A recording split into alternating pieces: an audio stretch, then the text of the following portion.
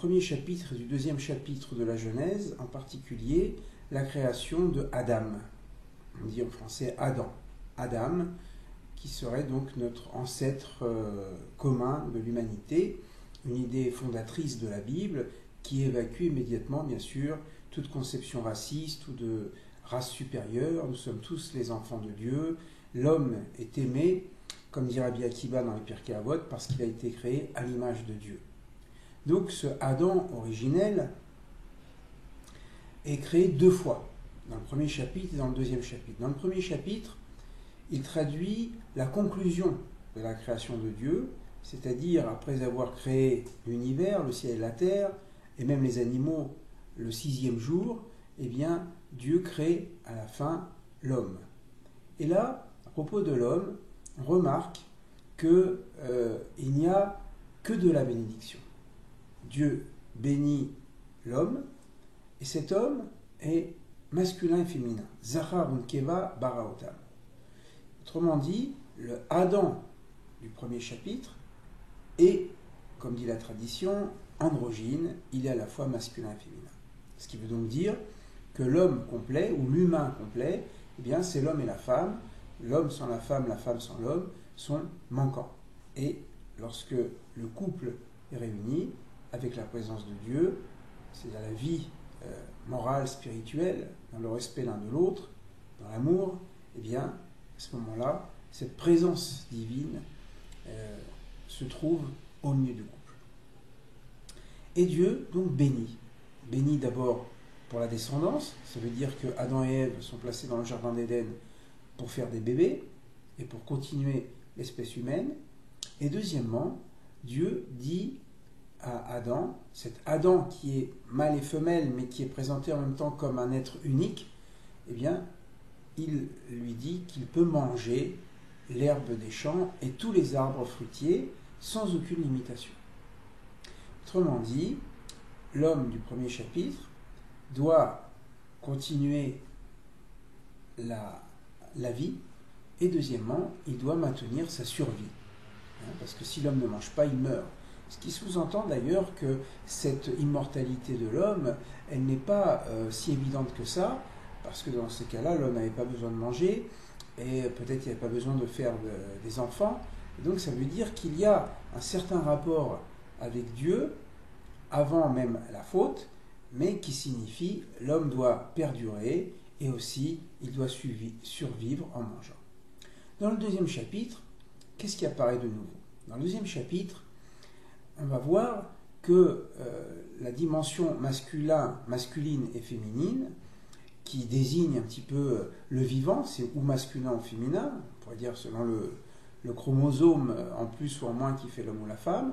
Dans le deuxième chapitre, ce qui apparaît, c'est la dimension de dialogue. Dieu dit, je ferai Ezer Kenegdo, un compagnon, une compagne en vis-à-vis d'eux, Kenegdo, dont la racine est Nagod, c'est-à-dire aller à guide, raconter, faire récit. C'est-à-dire que ce n'est plus seulement la fonction sexuelle qui est mise en évidence, mais aussi, et surtout peut-être ici, la fonction dialogale. C'est-à-dire que la sexualité ici est humanisée. Parce que l'homme a la particularité de parler, d'échanger, de dire « je » à quelqu'un ou à quelqu'une à qui il dit « tu » et réciproquement. Alors que les animaux ont un langage collectif.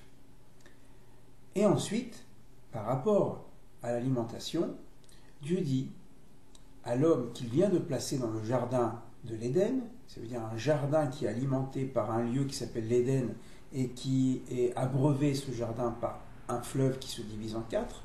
Attention, ce n'est pas le monde entier qui est le jardin d'Éden, c'est un lieu particulier qui est bien défini géographiquement, et c'est dans ce lieu que Adam a été placé. C'est-à-dire il est créé en dehors du jardin arrosé par l'Éden, c'est pour ça qu'on l'appelle le jardin d'Éden, le jardin de la jouissance, et il est placé à l'intérieur. Alors on pourrait se dire, bon, si c'est la jouissance, dans ces cas-là, ça va être le club Méditerranée.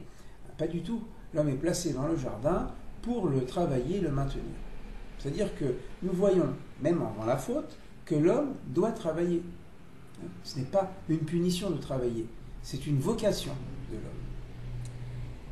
Mais en plus de ça, Dieu dit, vous pouvez manger tous les arbres, enfin il lui dit à tu cette fois-ci, même si le Adam est duel, tu peux manger, c'est pas seulement tu peux manger, tu dois manger, ou tu mangeras de tous les arbres du jardin. Pourquoi j'hésite? Parce que en fait les commentateurs disent que tu mangeras est un commandement positif, ça veut dire à faire.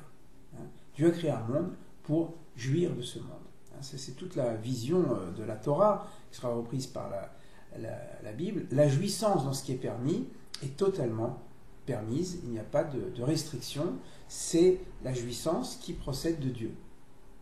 Simplement, l'homme peut manger de tout sauf d'un arbre qui est désigné l'arbre de la connaissance du bien et du mal. Aujourd'hui, je ne veux pas approfondir cette question, qu'est-ce que c'est que cet arbre de la connaissance du bien et du mal, surtout que ça doit être un arbre symbolique, parce que qu'est-ce que c'est un arbre de la connaissance du bien et du mal? Il y a aussi un arbre de la vie. Qu'est-ce que c'est qu'un arbre de la vie?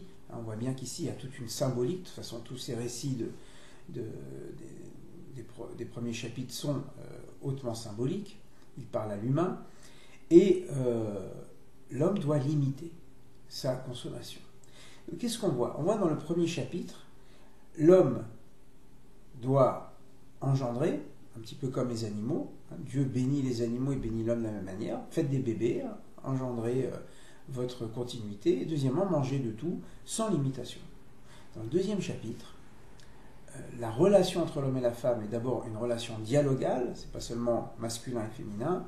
Et deuxièmement, l'homme mange de tout sauf d'un fruit. Ça veut dire qu'il doit se limiter.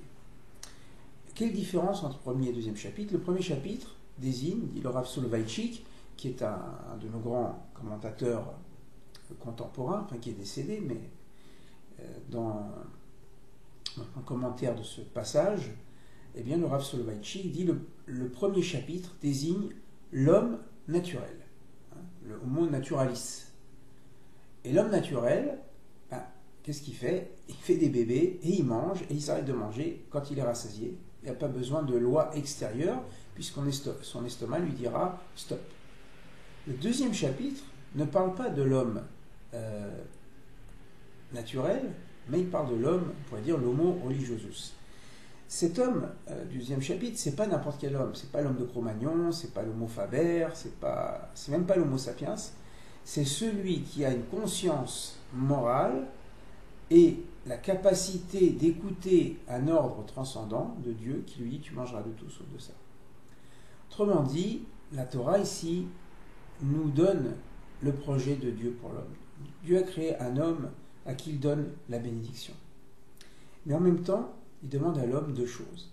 Un, de savoir dialoguer, et la première interlocutrice c'est la femme par rapport à l'homme et inversement, et on voit que c'est pas facile dans toutes les sociétés, pouvoir des hommes par rapport aux femmes.